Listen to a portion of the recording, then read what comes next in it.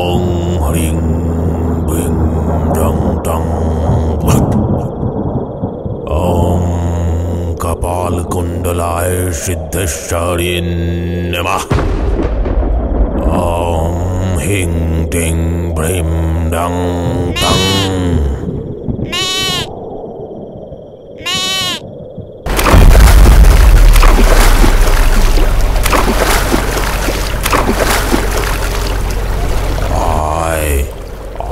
বলছি বাইরে বেরিয়ে আয়, আয় আয় বেরিয়ে আয়, তোর শিকার গ্রহণ কর।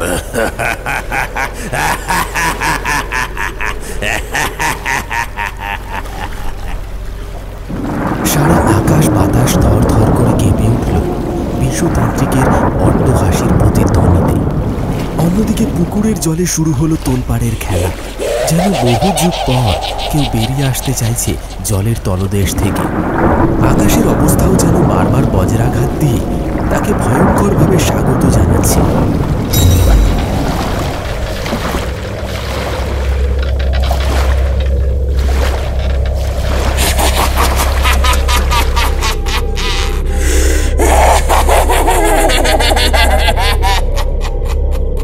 কিসের জন্য আমায় জ্বালালি তুই?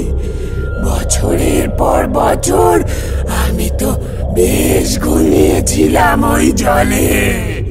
এই যে আমি তোর জন্য তোর পছন্দের আহার এনেছি, তুই এটা গ্রহণ করলে আমি খুবই খুশি হব। কথাটা শেষ হবার সাথে সাথেই সেই পিশাচ এগিয়ে আসে সাধুর কাছে আর তার আহার তুলে নেয় তার দুই হাতে আর টাটকা রক্ত পান করতে থাকে।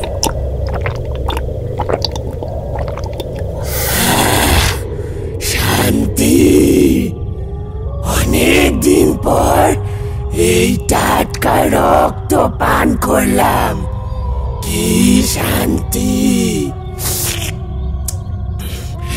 কি চাই তোর বল? কোন ইচ্ছে পূরণ করার জন্য তুই এইসব করলি? আমি তো এটাই চাইছিলাম। খানিকটা হেসে উঠল বিশ্বতান্ত্রিক। মন তার হাজারো ইচ্ছা প্রকাশ করার জন্য লাফালাফি করছে। বুকে সাহস নিয়ে সে বলে উঠল, আমি তোকে বশ করতে চাই, তুই আমার বশে চলবি আর আমি যা বলবো তুই তাই করবি। পারবি? পারবি আমার ইচ্ছা পূরণ করতে? এত বড় সাহস তোর? তুই আমায় বশ করতে চাস? সেই পিশাচ রাগে বিশ্বতান্ত্রিকের গলা টিপে ধরে আর গর্জন করতে করতে তাকে বলে, এইভাবে মারতে পারিস না। আমায় বশ করবি তুই?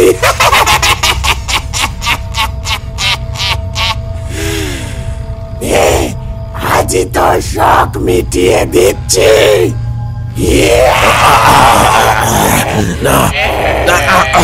তুই আমায় এইভাবে মারতে পারিস না। তুই আমায় কথা দিয়েছিস আমার ইচ্ছা পূরণ করবি, তুই তোর কথার খিলাপ করতে পারিস না। এইবার সেই অশরীরী একটু শান্ত হয়। তান্ত্রিককে মুক্ত করে সে বলে, আচ্ছা বেশ, তুই যদি আসছে অমাবস্যা পর্যন্ত আমায় প্রতিদিন ঠিক নিয়ম করে আহার স্বরূপ টাটকা রক্ত আর নরমাংস প্রদান করতে পারিস, তবে আমি তোকে আগামী অমাবস্যায় তোর ইচ্ছা পূরণ করব। নরমাংসের? তার মানে নরবলি? কিরে, ভয় পেয়ে গেলি? আর তার যদি অন্যথা হয় তবে তুই তার পরিণতি জানিস। যা, তুই এখন আমার চোখের সামনে থেকে দূর হয়ে যা, তবে কালকের আহার যেন সময় মতো পেয়ে যাই।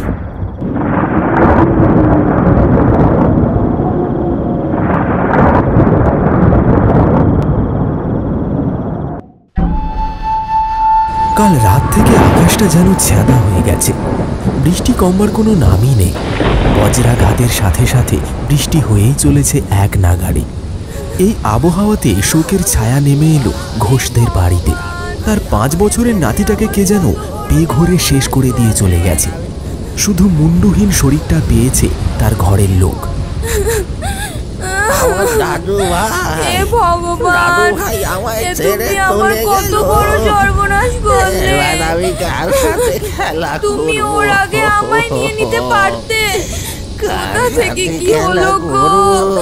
আমার কি হবে গো? আমার কি হবে?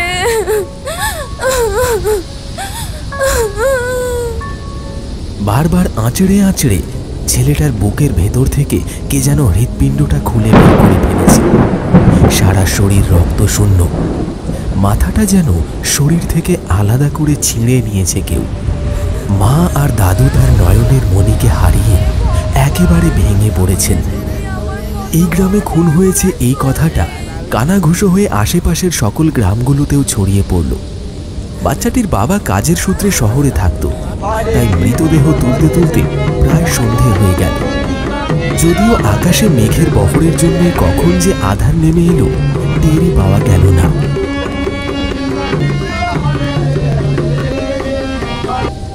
বৃষ্টিটা এখন পুরোপুরি ধরেছে। লখাই, এই লখাই, কি হলো? কে যেন মনে হইলো পিছন থেকে ডাকলো। কই, কেউ তো নাই, হয়তো মনের ভুল। বাহ, আজ বেশ অনেকগুলা মাছি ঘাই মেরেছে। লখাই, আমায় একটু সাহায্য কর। লখাই ঘাড় ঘুরিয়ে দেখে পুকুর পাড়ে গাছের নিচে একটি অপরূপ সুন্দরী মেয়ে দাঁড়িয়ে আছে। আর সেই মেয়েটি লখাইয়ের দিকে হাত বাড়িয়ে তাকে ডাকছে। লখাই আর কিছু না ভেবে সেই মেয়েটির দিকে দৌড়ে যায়। আর সেই মেয়েটির কাছে যাওয়া মাত্রই সেই মেয়েটি বিড়বিড় করে কিছু একটা মন্ত্রের মতো পড়ে। তারপর তার দিকে একগুচ্ছ ধুলো ছুঁড়ে মারে। আর সাথে সাথেই লখাই যেন কেমন বশ হয়ে গেল। এই নে তোর আহার, গ্রহণ কর ওকে, আর তোর খিদে মেটা। সারা পুকুর তোলপাড় করে উঠে এলো সেই পিশাচ, আর লখাইকে তার আহার বানালো। শরীর থেকে মাথাটা ছিঁড়ে তার টাটকা রক্ত পান করতে লাগলো, আর রক্তশূন্য শরীরটাকে ফেলে দিল পুকুর পাড়ে, আর মাথাটা নিয়ে ডুবে গেল সেই জলে। রাত অনেকটাই হয়েছে, ঘড়িতে তখন 9:30। লখাইয়ের বউ ঘরের মধ্যে দুশ্চিন্তায় পায়চারি করতে থাকে। আর ঠিক তখন কিছু লোকের গুঞ্জন আওয়াজ তার কানে ভেসে এলো।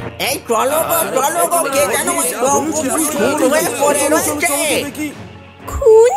খুন মানে কি খুন হলো?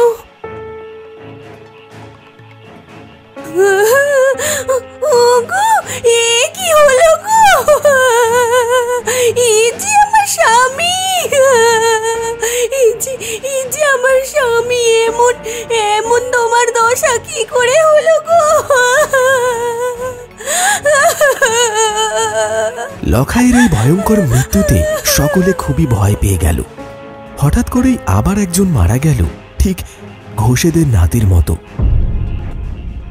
মাথার মধ্যে হাজারো চিন্তা ঘুরপাক খেতে থাকলো সবার।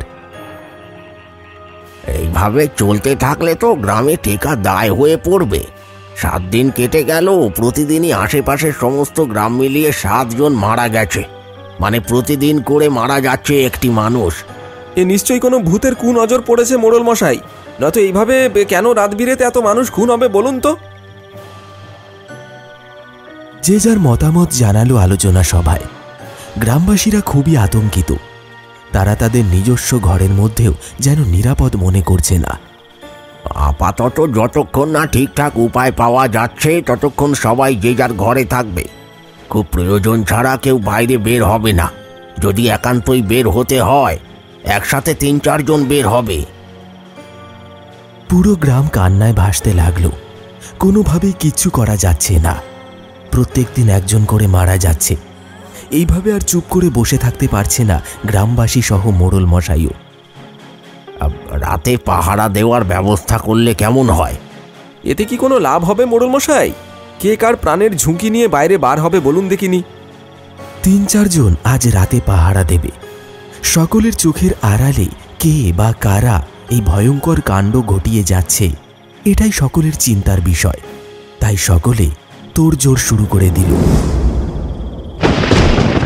আর শুধু কটা দিন, তারপর থেকেই আমি হয়ে যাব অসীম শক্তিশালী।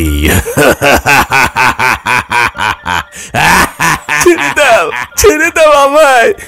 রাতের বেলা কেন নিয়ে এলে আমায় তুমি এখানে? কি চাও তুমি? আমি চাই তোর মৃত্যু।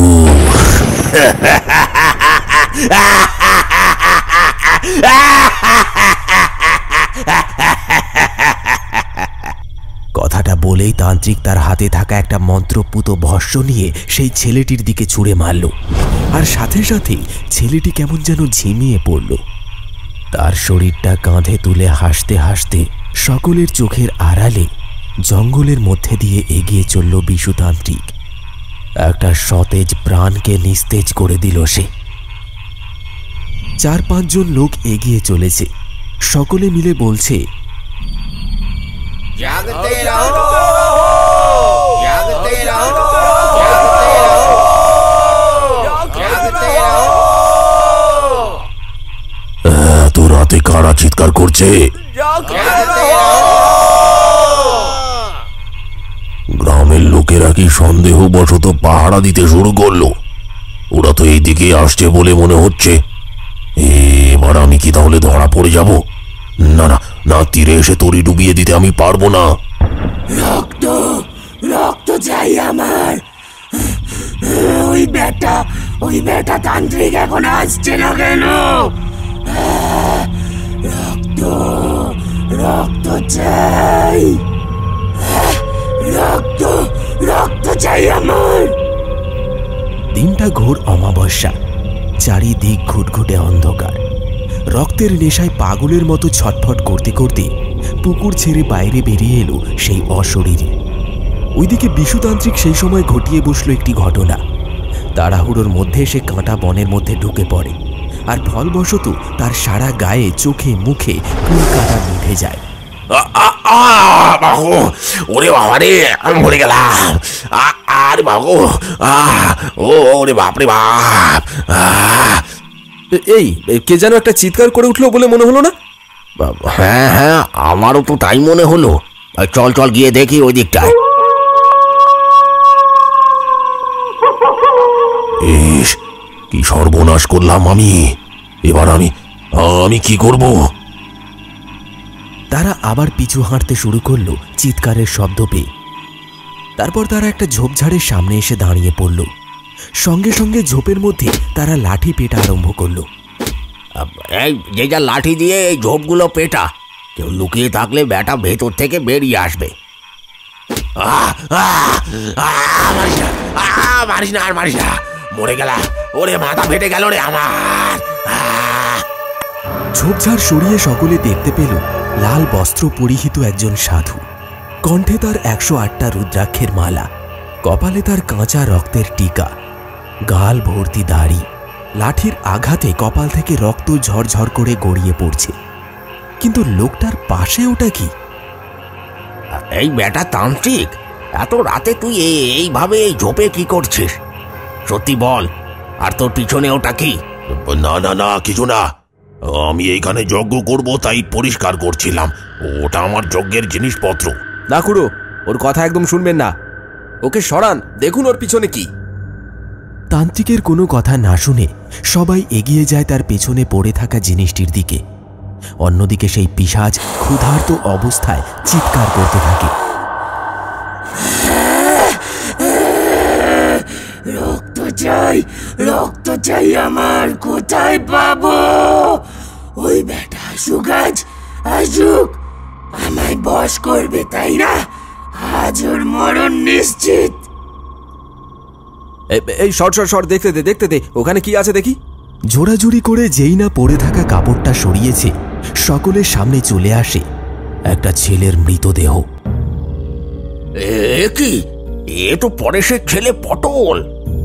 এরপর গ্রামের লোক রাগে ঘা কতক বসিয়ে দেয় সেই ভণ্ড তান্ত্রিককে।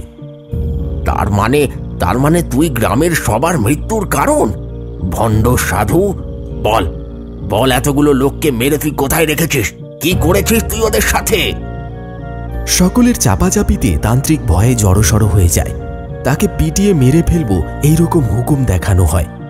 বাধ্য হয়ে তাকে বলতে হয় সমস্ত ঘটনা, কেন সে এতগুলো মানুষকে খুন করেছে। তোমরা তোমরা দয়া করো আমায়, ক্ষমতার লোভে আমি অন্ধ হয়ে গেছিলাম। মেরো না, আমায় ছেড়ে দাও আমায়। ছি ছি ছি ছি ছি ছি, এতগুলো লোকের প্রাণ নষ্ট করে তুই সহজে ক্ষমা পেয়ে যাবি ভেবেছিস?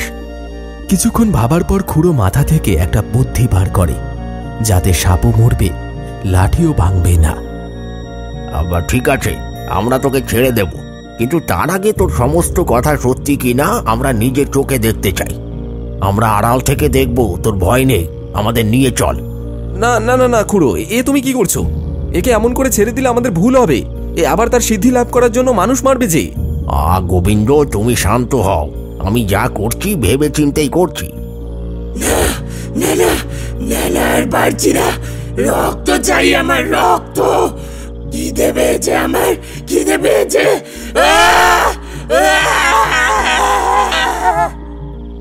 এই নে তোর শিকার।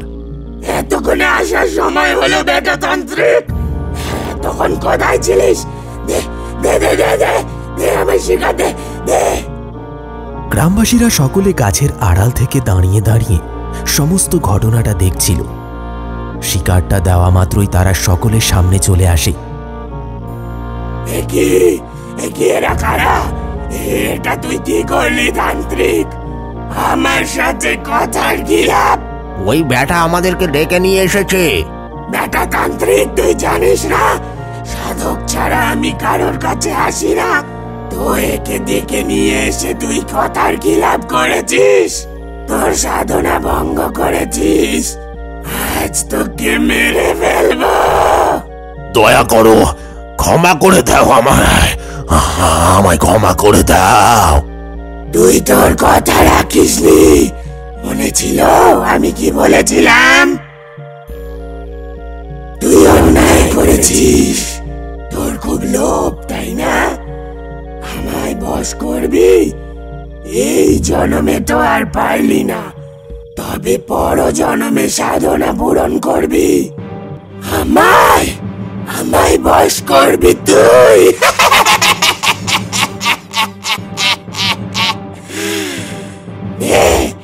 আজই তোর শখ মিটিয়ে দিচ্ছি। এই বলে সেই পিশাচ সেই তান্ত্রিককে নিয়ে ওই ডোম পুকুরের জলে ডুবে গেল। আর কিছুক্ষণের মধ্যে তান্ত্রিকের মুন্ডুহীন শরীরটা ভেসে উঠল জলের ওপর। একেই বলে লোভে পাপ আর পাপে মৃত্যু। যেমন কর্ম করেছে তেমনই ফল ভোগ করলো আজকের এই বিশু তান্ত্রিক। নাও চলো হে সবাই,